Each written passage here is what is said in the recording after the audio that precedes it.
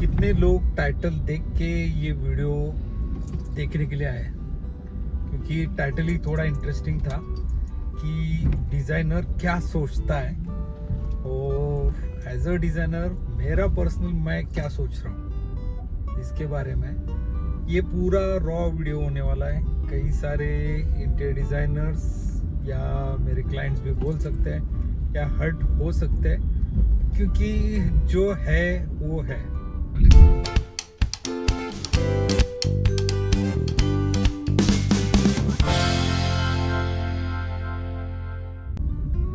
तो उसी बारे में बोला कि चलो आज जाते जाते गाड़ी में एक शॉर्ट वीडियो बनाते हैं, जो ओपिनियन है मेरे डिज़ाइनर कम्युनिटी के बारे में या क्लाइंट्स के बारे में।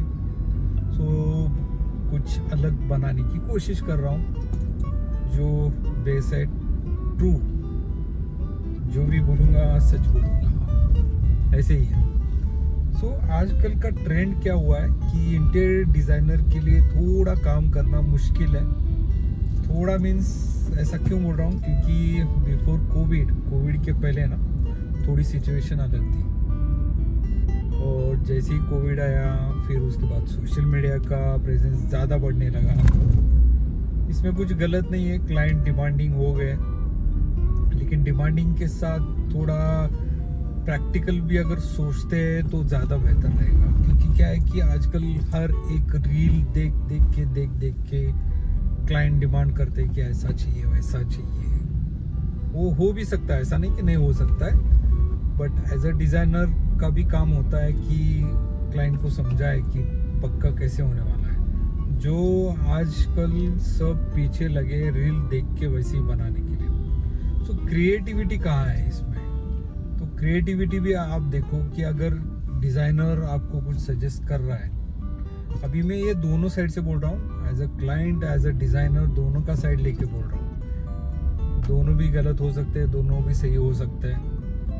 तो अगर कुछ हर्ट हो रहा है तो मुझे करेक्ट कीजिए, कमेंट करके बोलिए कि नहीं ये ऐसा है। एज अ क्लाइंट जो भी लोग देख रहे हैं तो वो मुझे बोल सकते हैं कि पक्का डिमांडिंग क्या है या क्लाइंट का बिहेवियर ऐसे चेंज क्यों हुआ है, क्योंकि इसके ऊपर काफ़ी सारा बोलते हैं ना, बहुत सारे लोग रिसर्च करते हैं कि क्लाइंट को क्या चाहिए, कैसे उसको ज़्यादा से ज़्यादा हेल्प कर सकूँ। लेकिन आजकल सब जो चीज़ें हैं वो चीज़ें आके रुकती है पैसों पे। क्लाइंट को अच्छा भी चाहिए, अफोर्डेबल भी चाहिए, कम टाइम में चाहिए, सबसे अच्छा चाहिए। और डिज़ाइनर ये चाहता है कि मैं मेरी क्रिएटिविटी दिखाऊं या मैं अच्छे से मटेरियल सजेस्ट करूं, भले वो थोड़ा कॉस्टली है तो। लेकिन डिज़ाइनर को चैलेंज क्या आता है कि जब मैं सजेस्ट करता हूँ अच्छा मटेरियल, वो डेफिनेटली थोड़ा बहुत रेगुलर मटेरियल से कॉस्टली रहेगा। फिर डिज़ाइनर प्रपोज करने के बाद क्लाइंट बोलते हैं कि नहीं ये नहीं चलेगा, मेरा बजट इतना नहीं है, इसको कम करवाओ। कई सारे डिज़ाइनर्स अच्छे भी है, वैसे बोलते हैं कि नहीं ये कम नहीं हो सकता है क्योंकि इसका क्वालिटी ऐसा ही है।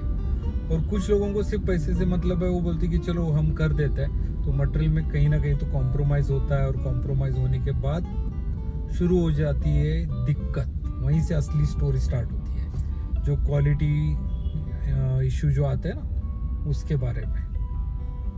सो मैं तो ऐसा काम नहीं करता कि नहीं क्वालिटी में कॉम्प्रोमाइज़ करे या क्लाइंट जैसा बोले वैसा ही सुने, क्योंकि मेरा पहला काम रहता है कि फर्स्ट एजुकेट द क्लाइंट को एजुकेट करो क्या सही है क्या गलत है। देन क्लाइंट खुद कॉल ले सकता है कि मुझे ये चाहिए वो चाहिए, या मेरा बजट इतना है तो मैं इसके साथ जाना चाहता हूँ। देखिए इंटीरियर में बजट की कोई भी सीमा नहीं है। जितना आप फ्लैट परचेज करते समय जितना पैसा पे करते हैं बिल्डर को, उससे भी ज़्यादा खर्चा आ सकता है आपके इंटीरियर को। सो बहुत ही यानी बहुत डिपेंड करता है आपकी चॉइस क्या है, आपके पास पैसा कितना है, आपकी रिक्वायरमेंट क्या है, ये सब चीज़ें। ना कि ऐसा नहीं है कि मुझे जो रील में दिख रहा है, इंस्टा पे दिख रहा है, यूट्यूब पे दिख रहा है, उसी को मैं अप्लाई करूं लेकिन मेरे बजट में हो जाए। तो बजट में ऐसे होता नहीं है। अगर आपका ख्वाब है मर्सिडीज का और आप बजट लेके चल रहे हो मारुति का, तो ये डेफिनेटली पॉसिबल नहीं है, बिल्कुल भी नहीं है। आपको वैसा लुक चाहिए, एस्थेटिक चाहिए, क्वालिटी चाहिए, तो डेफिनेटली आपको मर्सिडीज जितना पे करना ही पड़ेगा, उसमें कॉम्प्रोमाइज करके होगा भी नहीं। और अगर हो रहा है तो 1-2 साल के बाद उसका जो असली रंग है वो आपको देखने को मिलेगा, जहाँ पे मटेरियल पे कॉम्प्रोमाइज हुआ है, कुछ चीज़ें खराब होने स्टार्ट हो जाएगी।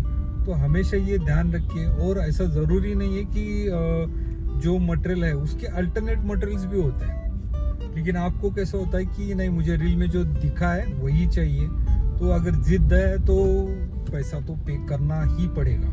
ये डिज़ाइनर, बहुत सारे डिज़ाइनर जो है ये एग्री भी करते रहेंगे कि मैं जो अभी बोल रहा हूँ। अभी क्लाइंट एक्वायर करना ये एक अलग चैलेंज है, क्योंकि आजकल ऐसे हुआ है कि बहुत सारी जो इंटीरियर डिज़ाइनर्स है वो फ्री में सर्विस देता है। फ्री में सर्विस का मतलब क्या है कि जैसे क्लाइंट फर्स्ट टाइम अप्रोच होता है, अप्रोच होने के बाद वो क्या करेंगे, फ्री डिज़ाइन देंगे, फ्री में 3D व्यूज़ देंगे। सो ये दिक्कत है एक्चुअली, आप खुद की वैल्यू नहीं कर रहे हैं। एज अ डिज़ाइनर आपको खुद की वैल्यू भी करनी चाहिए। आपने इतने साल इसमें स्पेंड किए,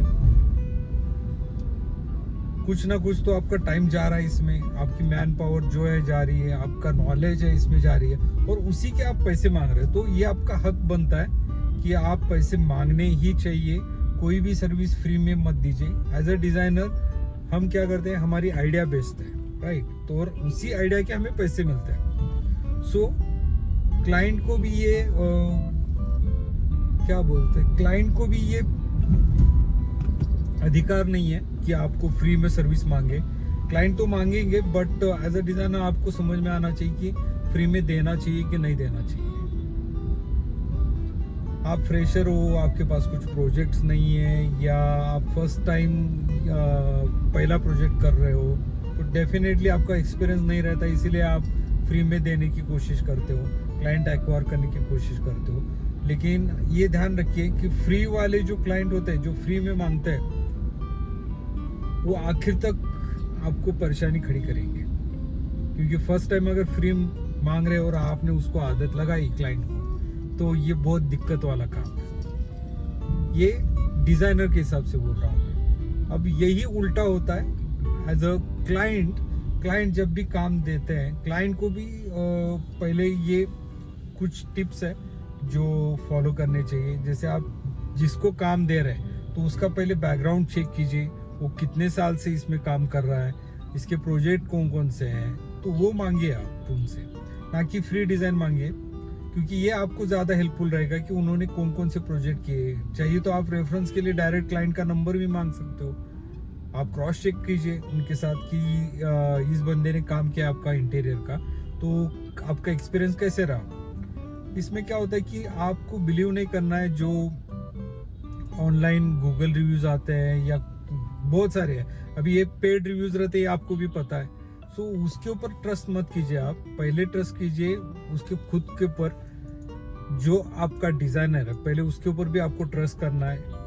ट्रस्ट ब्लाइंडली नहीं करना है। जैसे मैंने कहा कि बैकग्राउंड चेक कीजिए, बैकग्राउंड चेक करना बहुत ही इम्पोर्टेंट है। अगर बैकग्राउंड आपको पता चला तो आप बिंदास आप काम दे सकते हो। आजकल कैसे हुआ है कि कम रेट में काम करने का एक ट्रेंड बन गया है। क्या करते हैं कि चलो आज का मेरा जो ज़रूरत है पैसे का, वो का अगर ख़त्म हो रहा है तो मैं ये प्रोजेक्ट लेता हूँ, ऐसे बहुत सारे लोगों को लगता है। तो फिर क्या करते हैं कि इसकी टोपी उसके सर, उसकी टोपी इसके सर, ऐसे करते करते करते कहीं ना कहीं तो वो दिक्कत में आ जाता है, और दिक्कत में आने के बाद कुछ ना कुछ तो प्रोजेक्ट इनकम्प्लीट रहता है, और इनकम्प्लीट रहने के बाद क्लाइंट का पैसा जो है वो एक तो डूबता है, और आज के डेट में पैसा रिकवर करना बहुत ही मुश्किल है, चाहिए वो क्लाइंट से हो या डिज़ाइनर से। मैं ये खुद बोल रहा हूँ, क्योंकि अगर उसको प्रॉब्लम है और आपका पैसा उसने कहीं जगह पे दूसरी जगह पे यूज़ किया है, तो डेफिनेटली वो पैसा मिलना बहुत मुश्किल है आपको। और धीरे धीरे अगर वो करते दे रहा है आपको, तो भी आप को चुप बैठना ही पड़ेगा। तो ऐसा तो काम मत कीजिए, पहले बैकग्राउंड चेक करना बहुत ही ज़रूरी है। नेक्स्ट, तो ऐसा है कि जब भी आप काम देते हैं तो पूरा मटेरियल का स्पेसिफिकेशन ज़रूर लीजिए। हर एक मटेरियल का स्पेसिफिकेशन चाहिए आपके पास कि कौन कौन सा मटेरियल यूज़ हो रहा है, कौन से ब्रांड का यूज़ हो रहा है, फिर कंपैरिजन कीजिए। क्लाइंट कहाँ पे गलती करते हैं कि कंपैरिजन नहीं करते हैं, यानी क्या है, मटेरियल कौन सा यूज़ हो रहा है ये कंपैरिजन बिल्कुल भी नहीं होता।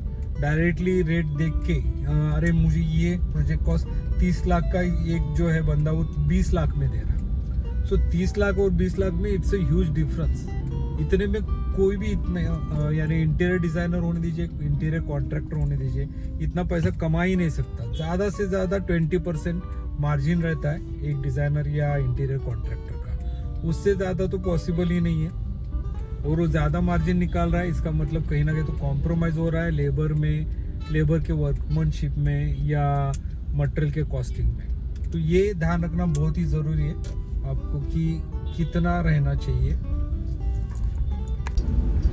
आज जो भी ये वीडियो है बहुत ही रॉ वीडियो है, इसको ज़्यादा कुछ एडिटिंग करूँगा नहीं, जैसा है वैसे ही मैं अपलोड करने की कोशिश कर रहा हूँ। थोड़ा बहुत टचअप करके इसको अपलोड करूँगा।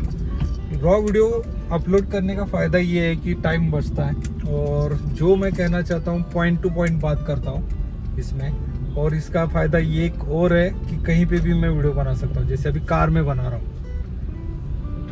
और लेकिन ध्यान रखिए मेरा पूरा ध्यान जो है वो आगे है, ना कि कैमरा में। तो पूरे सेफ्टी के साथ ये वीडियो बना रहा हूँ। कोशिश भी मत कीजिए ऐसे, क्योंकि मैं बहुत सालों से ब्लॉगिंग कर रहा हूँ, 5 साल हो गए। तो दूसरा एक चैनल भी है राइडर ब्लॉग करके, तो अभी यूज टू हूँ, इसीलिए मैं अभी ये शूट कर रहा हूँ। सो गाइज मुझे बोलो कि ये वीडियो कैसा लगा, रॉ वीडियो। और ऐसी कुछ और वीडियोस रॉ वीडियो आपको चाहिए या इंटरेस्ट है तो डेफिनेटली कमेंट करके बोलिए, तो ऐसे वीडियो लाने की कोशिश करूँगा। सो दैट्स इट गाइज।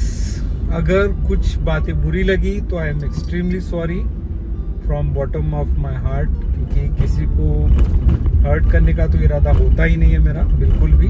लेकिन कुछ चीज़ें जो है वो सही है या गलत है, आप डिसीजन ले सकते हो। So that's it guys, this is Arun APG interior blog. Tata bye bye, फिर मिलेंगे अगले वीडियो में। सब्सक्राइब कीजिए ताकि मेरा हौसला बढ़ सके और ज़्यादा से ज़्यादा इंफॉर्मेटिव वीडियोस ला सकूं। तो tata bye bye, see you.